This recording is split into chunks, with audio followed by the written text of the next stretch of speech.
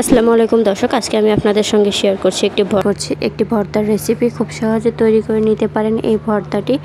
এভাবে ভর্তা তৈরি করলে অসম্ভব মজার হয়।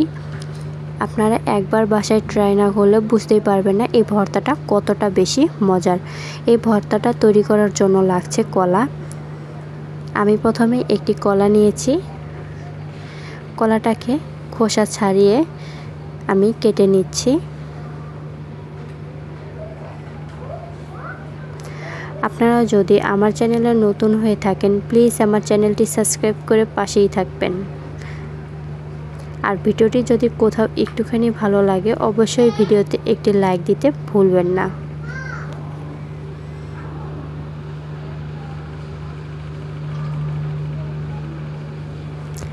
দেখতে পাচ্ছেন আমি খোসা ছাড়িয়ে নিয়েছি। এবার আমি এভাবে কেটে নিচ্ছি। আপনারা চাইলে আপনাদের পছন্দ মতো কেটে নিতে পারেন।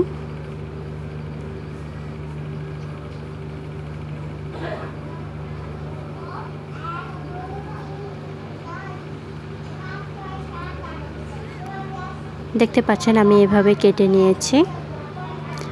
এবার একটি বাটিতে পানি নিয়েছি। ওই পানিতে কলাগুলোকে রেখে দেব। এতে করে কলাগুলো কালো হয়ে যাবে না। দেখতে পাচ্ছেন আমি সবগুলো কেটে নিয়েছি। আমি এখানে দুটি কলা ব্যবহার করেছি। আর নিয়েছি চিংড়ি। এবার দিয়ে দিচ্ছি সামান্য পরিমাণ হলুদ গুঁড়ো, দিয়ে দিচ্ছি সামান্য পরিমাণ মরিচ গুঁড়া, আর দিয়ে দিচ্ছি সামান্য পরিমাণ লবণ। এবার চিংড়িগুলোকে হালকা মেখে নিচ্ছি।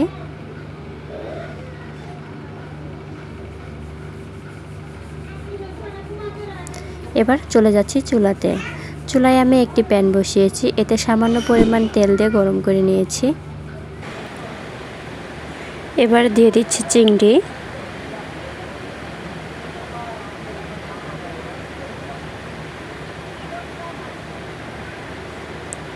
চিংড়িগুলো অপর সাইড হয়ে গেলে চিংড়িগুলোকে উল্টিয়ে দিব।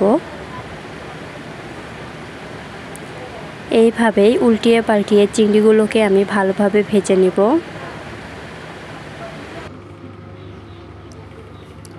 দেখতে পাচ্ছেন চিংড়ি মাছগুলো ভেজে নেওয়া হয়ে গিয়েছে। এবার আমি এগুলোকে একটি প্লেটে উঠিয়ে নিচ্ছি।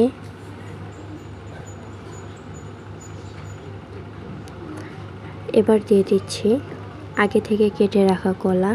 তেলটা কিন্তু আমি প্রথমবার ব্যবহার করেছি, এরপর আর কোনো তেল ব্যবহার করব না। এই তেলেই সব রান্নাগুলো করে নেব। এবার দিয়ে দিচ্ছি সামান্য পরিমাণ হলুদ গুঁড়ো, দিয়ে দেব সামান্য পরিমাণ লবণ। ভালোভাবে নেড়ে চেড়ে কলাগুলোকে আমি ভেজে নেব।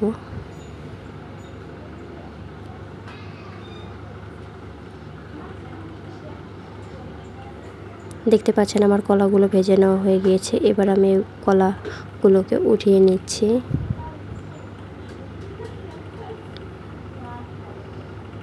দেখতে পাচ্ছেন আমি কলাগুলো উঠিয়ে নিয়েছি। ওই প্যানে দিয়ে দেব কাঁচামরিচ। আমি আমার পছন্দ মতো ঝালটা ব্যবহার করেছি। আপনারা আপনাদের পছন্দ মতো ঝালটা ব্যবহার করতে পারেন। আমার কাছে ভর্তা একটু ঝাল ঝাল না হলে মজা লাগে না, এর জন্য আমি মরিচটা একটু বেশি দিয়েছি। আগে থেকে 2 থেকে 3 গোটা রসুন আমি ভেজে নিয়েছি। এবার দিয়ে দিলাম পেঁয়াজ। আমি এখানে ছোট সাইজের 2টা পেঁয়াজ ব্যবহার করেছি। অবশ্যই রসুনের চাইতে পেঁয়াজের পরিমাণটা একটু কম দিবেন, রসুনের পরিমাপটা একটু বেশি দিবেন। সামান্য 2 চা চামচ পরিমাণ কালো জিরা দিয়েছি, আর দিয়েছি 1 মুঠ পরিমাণ ধনেপাতা। এবার নেড়ে চেড়ে ভেজে নেব। রসুনের পরিমাপটা আপনারা যত বেশি দিবেন ভর্তার টেস্টটা তত বেশি হবে। দেখতে পাচ্ছেন নেড়ে চেড়ে ভেজে নেওয়া হয়ে গিয়েছে আমার। আজকের ভর্তাটা আমি করব শিলপাঠায়, এর জন্য নিয়েছি শিলপাঠা। আমার কাছে মনে হয় শিলপাঠায় ভর্তাটা করলে অসম্ভব বেশি মজার হয়।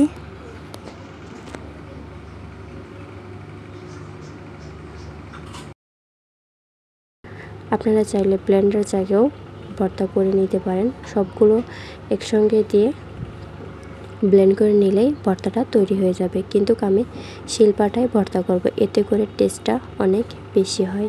প্রথমে আমি চিংড়ি মাছগুলো বেটে নিয়েছি, দেখতে পাচ্ছেন।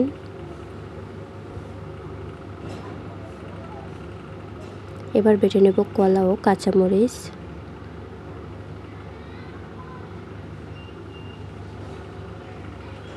দেখতে পাচ্ছেন আমার কলা ও কাঁচামরিচ বেটে নেওয়া হয়ে গিয়েছে।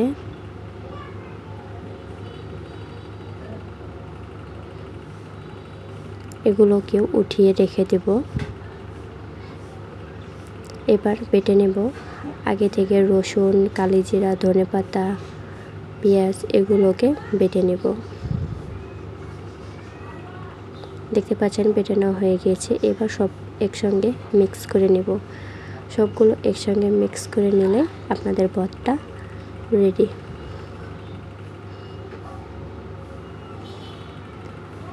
এর মাঝে অবশ্যই লবণটা চেক করে নেবেন। আমার লবণটা একদম পারফেক্ট ছিল। এবার আমি ছোট ছোট বল বানিয়ে নিচ্ছি।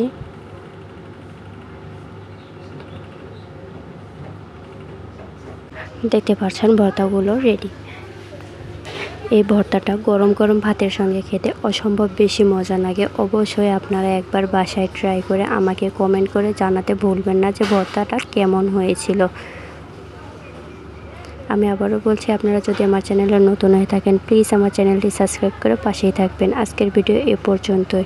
আবারও দেখা হবে পরবর্তী ভিডিওতে। এ পর্যন্ত ভালো থাকবেন, সুস্থ থাকবেন। আল্লাহ হাফেজ।